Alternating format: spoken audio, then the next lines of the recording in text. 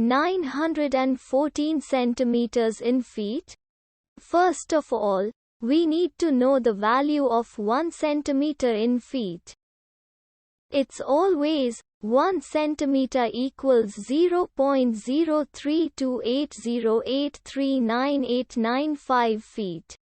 Now we have to multiply 0.03280839895 by 914.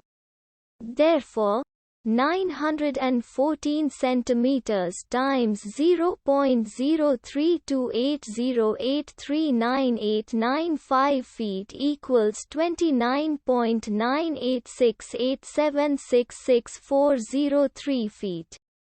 So, in other words, 914 centimeters equals 29.986876640 feet.